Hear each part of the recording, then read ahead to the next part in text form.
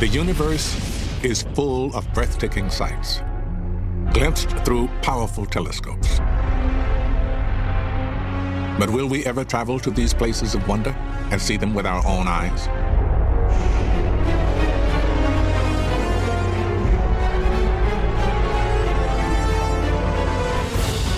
Now scientists are designing warp drives, learning how to pry open wormholes, and looking for cracks in the fabric of the cosmos. To bring the entire universe within our grasp, they must break a fundamental law of physics. Can we travel faster than light?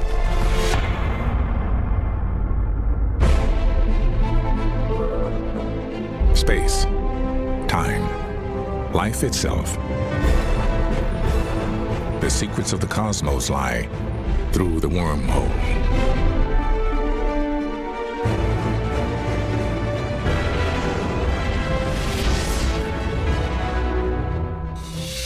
Humans have always gazed up at the stars. For thousands of years, we thought they were as close as the sun and the moon, almost close enough to reach out and touch. But now, we know just how vast the universe is. The closest star is about 25 trillion miles away. The fastest spacecraft we have today would take more than 10,000 years to get there. To become true citizens of the cosmos, we have to do something that physics says is impossible. We have to travel faster than a beam of light. As a child, I loved to be out under the Mississippi night sky, warming myself by a campfire. I'd spend hours staring at the dancing flames. What was this light made of? I wondered how it could seem solid, but then vanish into nothingness.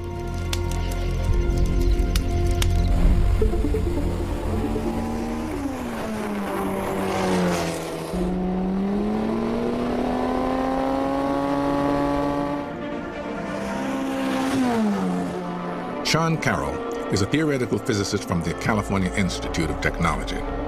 The mysterious nature of light gets his mind racing. The speed of light is 186,000 miles per second, or 670 million miles per hour.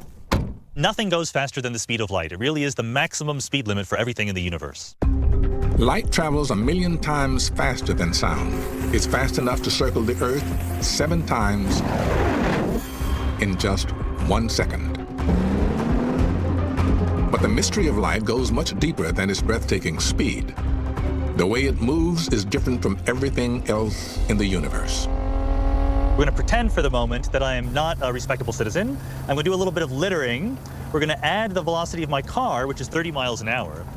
And if I throw this Slurpee in the same direction at 20 miles an hour, since this is an ordinary everyday event, the total velocity of the Slurpee is actually going to be 50 miles per hour.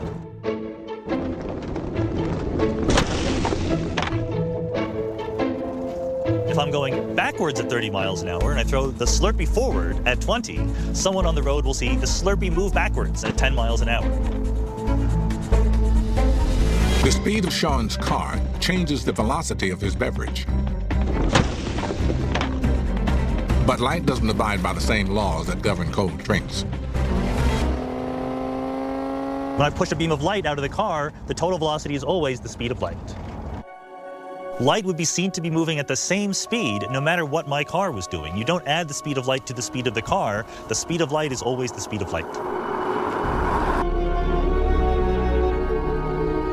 These strange rules for how light moves inspired Albert Einstein to rewrite the basic laws of the universe. He realized that space and time were not fixed and absolute, but connected and relative. It was an idea that led to the most famous equation in history. E equals mc squared. Time and space are really part of one underlying thing called space-time. And how you divide up space-time into time and space depends on how you're moving. So there's various corollaries of that. Once Einstein realized that time and space were the same thing, he realized that energy and mass are the same thing. E equals mc squared implies that the more energy you inject into a rocket, the more mass it gains. And the more massive it is, the harder it is to accelerate. Boosting it to the speed of light is impossible because, in the process, the rocket would become infinitely massive. The energy it takes to accelerate increases and increases as you come closer to the speed of light. If in principle you wanted to go the speed of light, you need an infinite amount of energy to accelerate you that fast. You're going to get more and more energy, but you're not going to get that much more speed. Relativity makes light both our friend and foe. Its tremendous speed lets us communicate between any 2 points on Earth almost instantaneously. On the other hand, because we can never move faster than light, we're stranded in the solar system with the stars impossibly far away.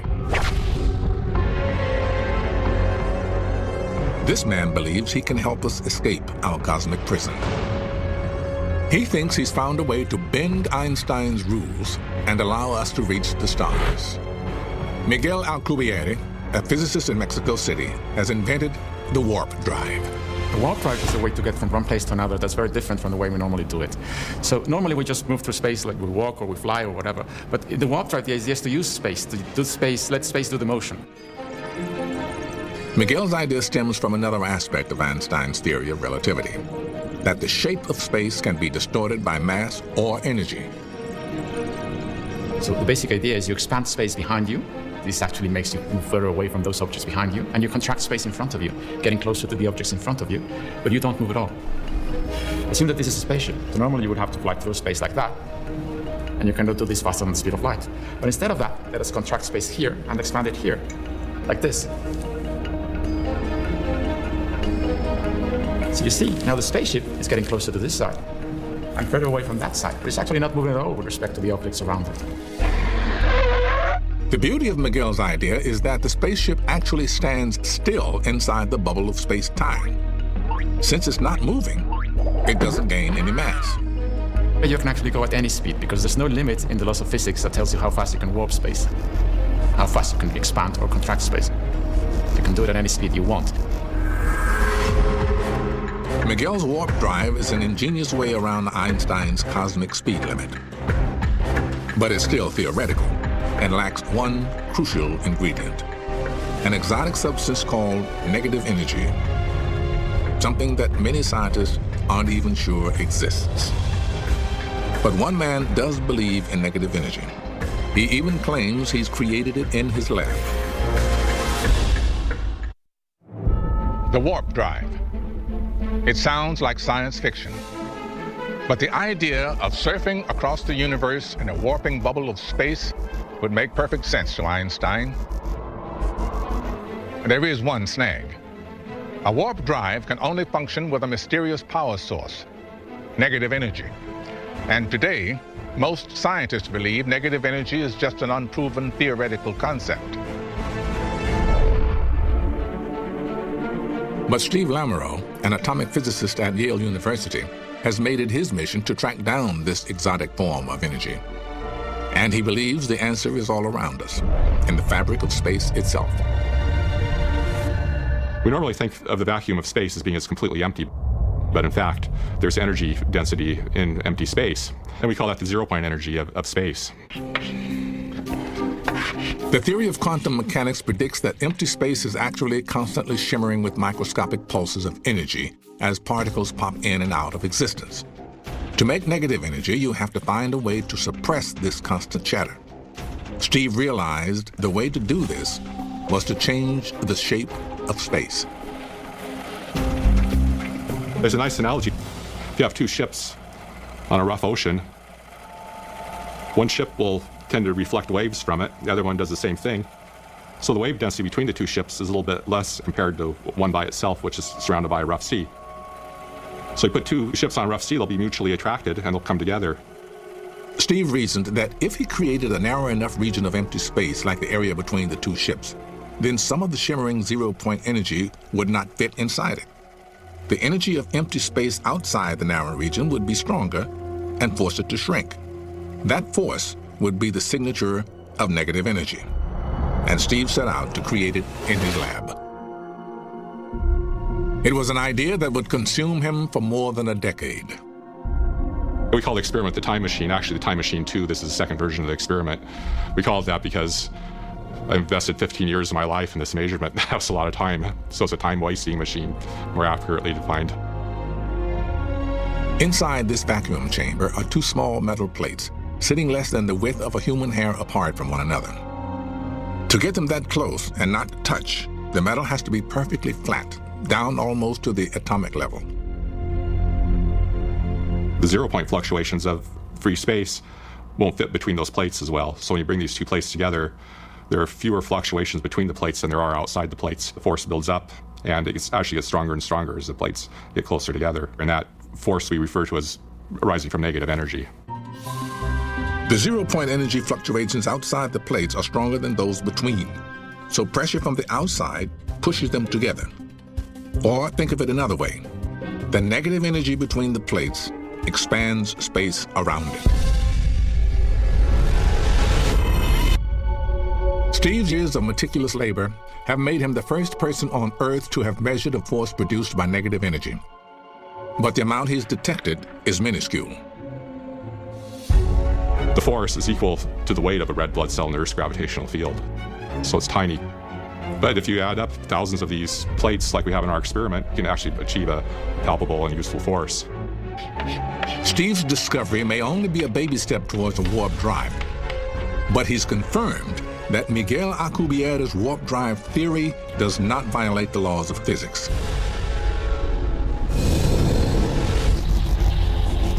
The energy needed to warp space and propel a warp drive forward actually exists.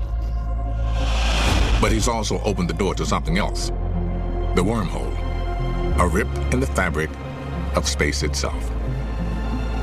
If this theoretical object exists, you could enter it in one place and emerge moments later, clear across the galaxy. But are wormholes more than a science fiction fantasy? And if so, how would we know where they would take us? Now, one physicist is daring to enter these strange portals and plot a course through the wormhole. We've all heard of wormholes. They're cosmic shortcuts that put alien worlds practically on our doorstep. But how would we actually build one? And how would we use one? Travel by wormhole requires exotic technology and the courage to jump into the unknown.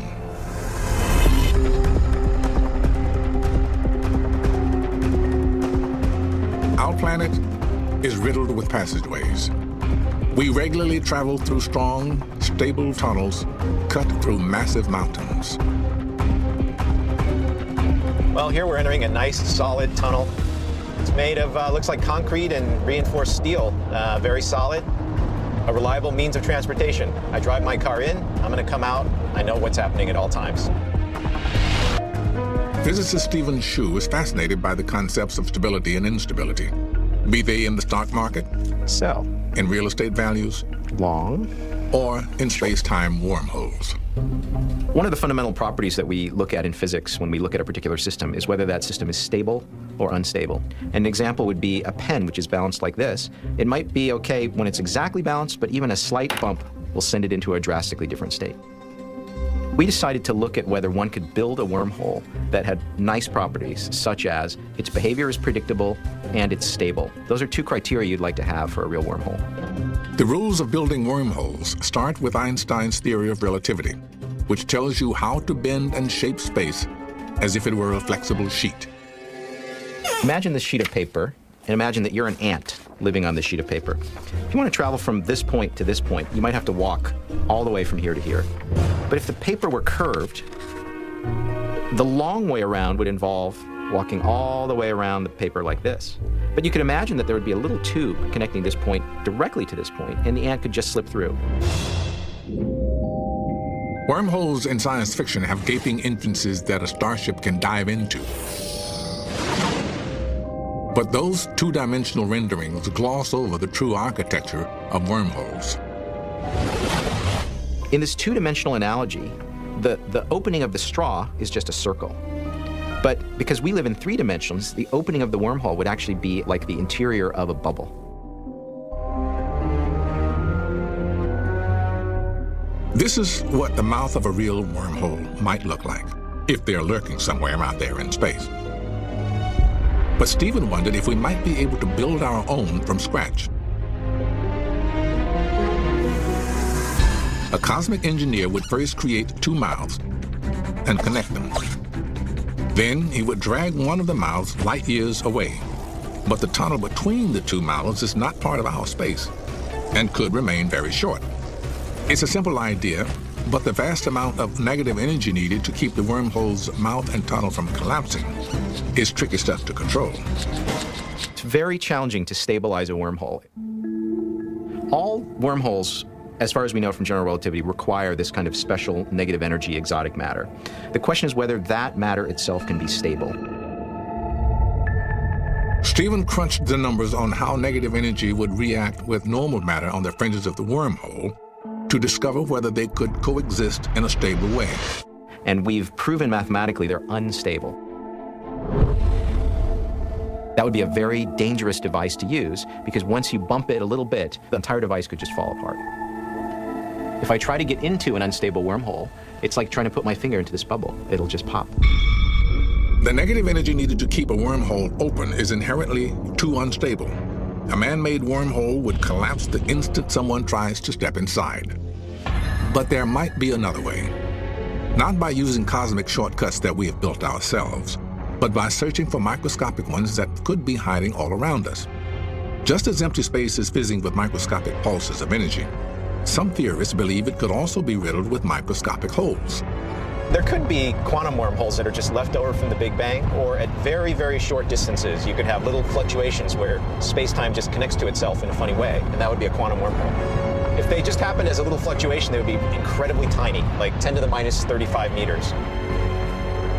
Microscopic quantum wormholes are quantum fluctuations in space that perpetually appear, disappear, and reappear again. Since we don't have to construct their portals, Stephen suspects they might be safe to enter. But before you try jumping into one, be aware there's a catch. Quantum mechanical things are fuzzy. They're intrinsically random and unpredictable. So if we were in a quantum wormhole, we might be shaking around and we wouldn't quite know where we're going to come out. You wouldn't want to get into a tunnel that might end in the bottom of the Pacific Ocean or on a mountaintop that you didn't want to be on. Quantum wormholes have no estimated times of arrival, and your destination is unknown. You could end up anywhere or anywhere.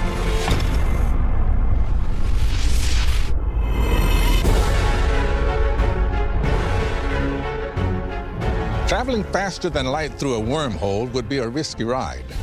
You've got to be willing to roll the dice. But there may be a safer way for the cautious traveler. Imagine being able to move from here to there without ever moving at all. Well, mankind's first journey to the stars looks a long way off. We won't master the technology of wormholes and warp drives for centuries at least.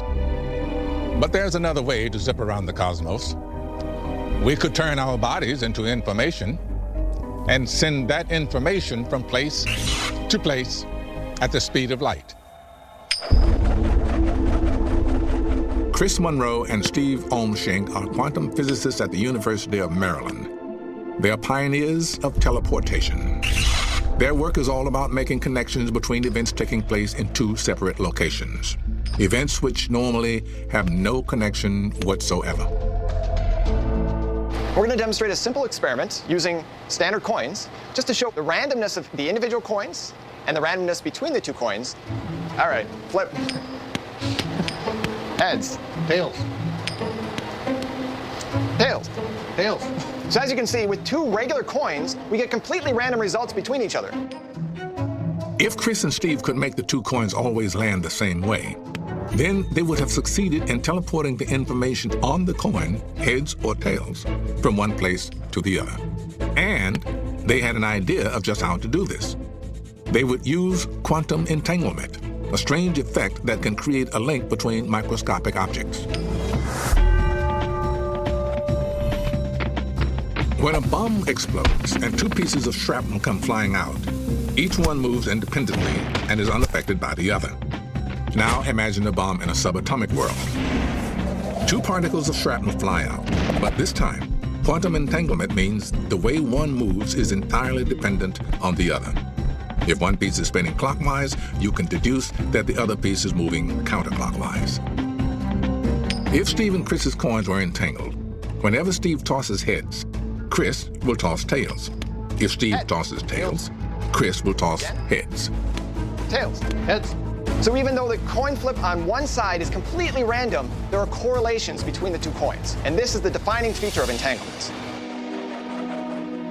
Physicists have been struggling to use entanglement to teleport matter from place to place for more than 2 decades.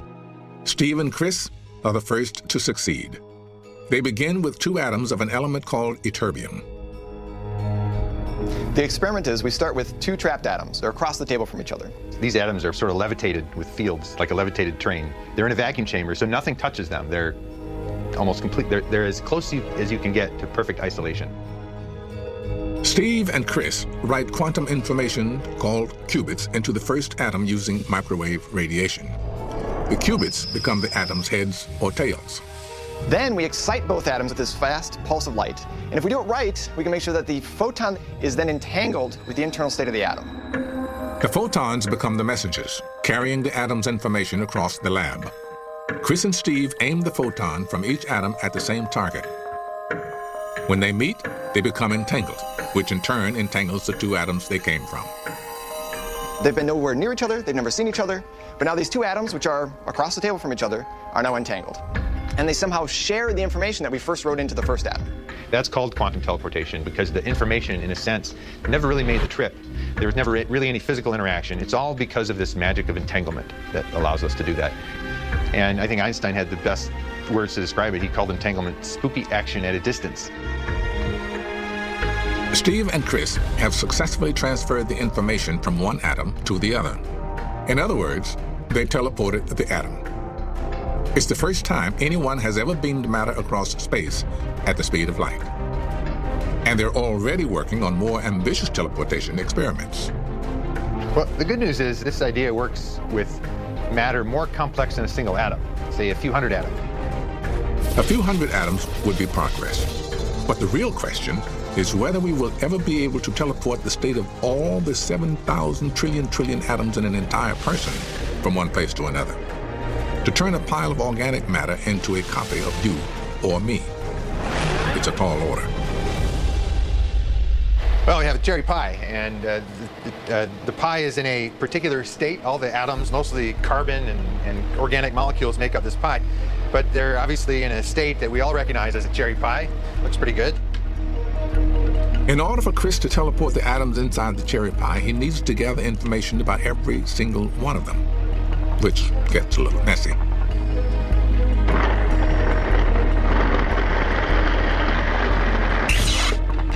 All the atoms in here are representative of a cherry pie, but it certainly doesn't look like a cherry pie. And the reason is the atoms aren't arranged in the right way. There are about 10 to the 27 atoms in this tin. That's a billion atoms. Consider the number of possibilities that a billion atoms can be arranged. It's a number that's so ungodly huge, we don't have enough space in the universe to even write it down. Teleporting a human being is far beyond our capabilities, for now. But Steve and Chris believe if it is possible, quantum entanglement will be how it's done. Quantum mechanics has been verified repeatedly in the lab, our labs and many around the world. Over and over again for decades, we've continually verified quantum mechanics as an accurate description of nature. If I am fundamentally quantum mechanical, teleportation better involve quantum mechanics. I would say if there is a different way to teleport objects, then somehow there's a different theory than quantum mechanics out there, and we just don't know it yet. We are still a long way from traveling from star to star as fast as a beam of light. But what if everything we thought we understood about light is actually wrong? This scientist is turning the laws of physics upside down. And if he's right, the speed limit Einstein slapped on the universe might have to be changed. We live in a universe with a speed limit. 670 million miles per hour. Well, that's what Albert Einstein said. But what if Einstein was wrong?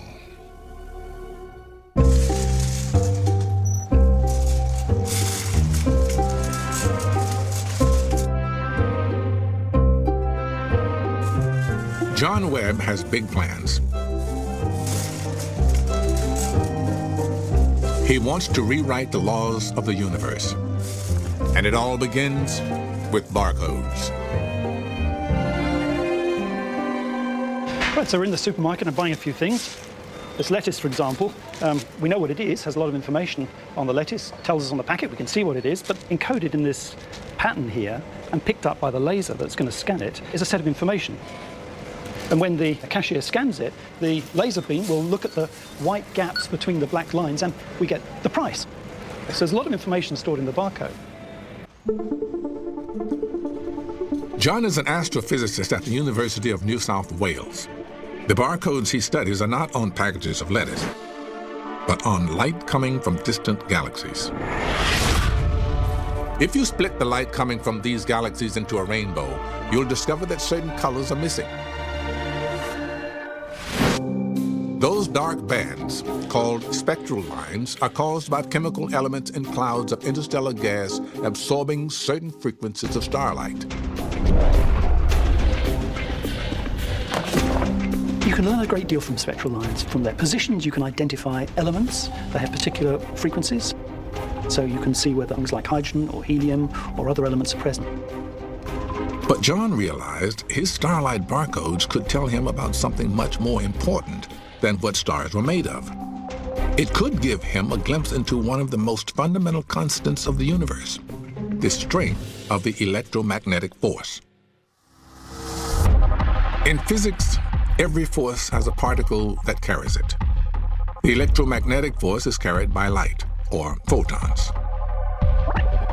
The electromagnetic force keeps atoms glued together with a constant exchange of photons that bounce from the nucleus to its orbiting electrons.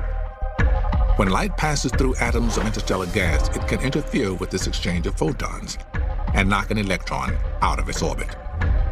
But only if the light has exactly the right amount of energy. The barcode of missing light tells you precisely how strong the electromagnetic force is. Over the last decade or so, there's been an amazing change in technology.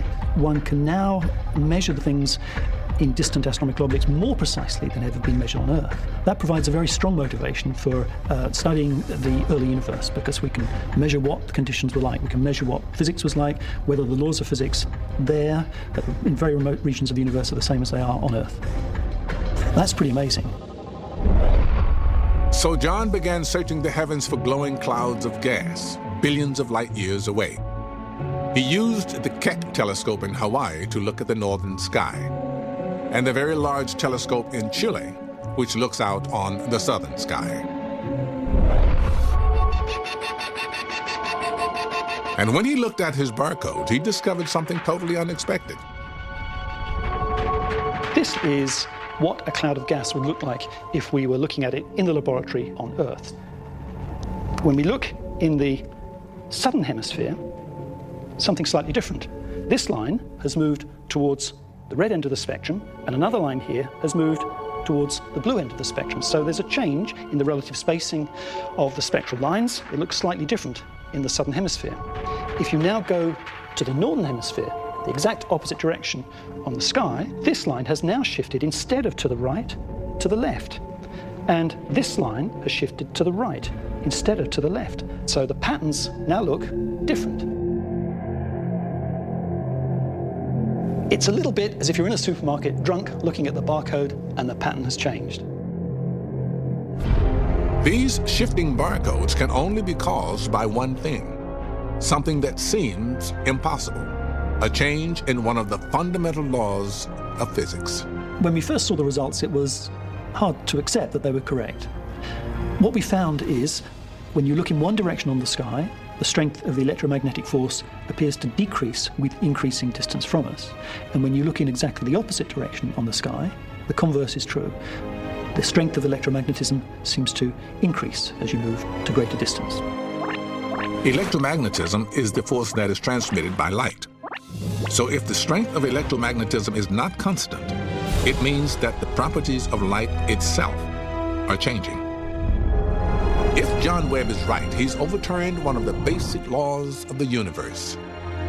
Once the laws of physics are allowed to vary in those equations, things have to be rewritten. So it's back to the drawing board for certain fundamental principles in physics.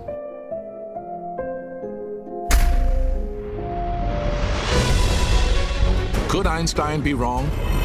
Could the speed of light be different in different parts of the cosmos? On the other side of the world, one cosmologist is sure the answer is yes. He believes that light can move much faster than we think, and that out there in the universe, there are superhighways to the stars.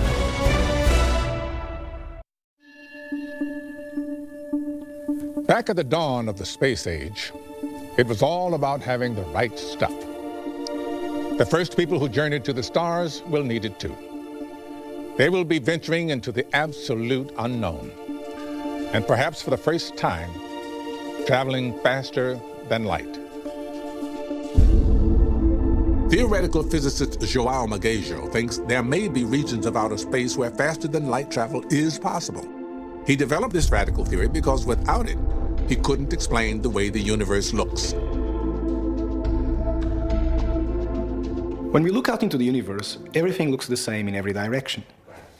This is a problem because during the time the universe has lived, there really isn't enough time for light to travel around, for features to be shared around the universe. And these we call the homogeneity problem.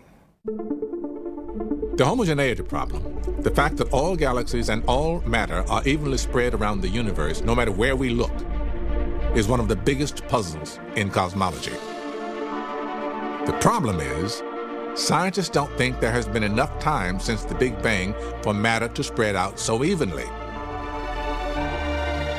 Imagine the Big Bang was a big party. As soon as the party starts, everyone instantly has a glass of the same kind of wine. How would a waitress have time to serve everyone a glass of wine so quickly? If she can only move at the speed of light, she won't have time to reach everyone before they disperse, like the Big Bang universe. Most scientists solve this problem with a theory called cosmic inflation.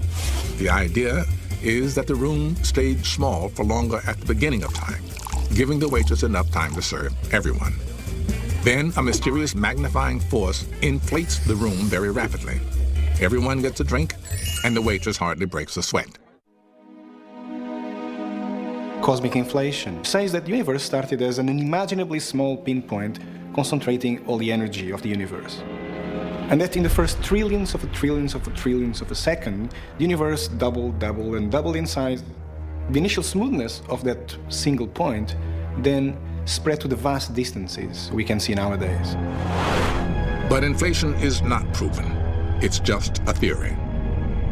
And João has an alternative to it, a provocative theory that might bring the universe within our reach.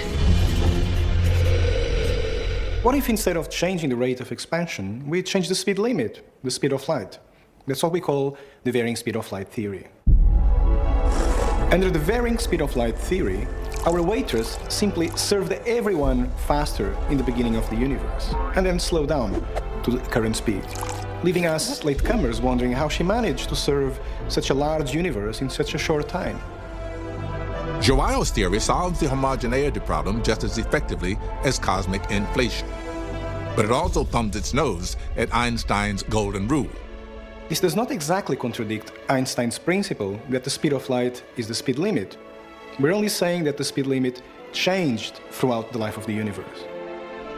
And João's theory means there might be a way to break today's cosmic speed limit, because there could be pathways through space where the speed of light remains faster. These pathways are called cosmic strings. Under the varying speed of light theory, light traveled faster in the beginning of the universe. And cosmic strings could be regions where this higher speed limit is still in force. The idea is that in the first moments of the universe, tiny fractures formed in space-time. Since then, these fractures expanded along with everything else in the cosmos and are now billions of light years long. Cosmic strings might serve as high-speed lines cutting across regions where you'd otherwise be moving at a crawl. You could think of cosmic strings like the Tube in London, where on the surface there is a speed limit, but obviously down there there isn't one. On the surface, Einstein's limit is the law. The tube below is the cosmic string, a faster way across town. If we could fit a spacecraft into the corridor of high speed limit created around the cosmic string, fast travel throughout the universe would become possible. Cosmic strings have yet to be found, and the variation in the speed of light is still just a theory. But slowly and steadily, scientists like João Magejo and John Webb are chipping away at Einstein's cosmic speed limit. You begin to wonder, what if it changes from place to place in the universe, or maybe it was different early on in the universe's history? And if the speed of light is changing, then a lot of what we think about physics could be different in the early universe to today. Around the world, scientists are testing new technologies and probing deep into the heart of physics to uncover new laws of the universe, to find a way for us to escape our island, Earth. We are still a long way from becoming citizens of the cosmos. The stars remain almost unimaginably far away. But wherever science goes next, our hopes to explore this final frontier will never be dimmed. And one day, we will reach it. Because what man can imagine, man can do.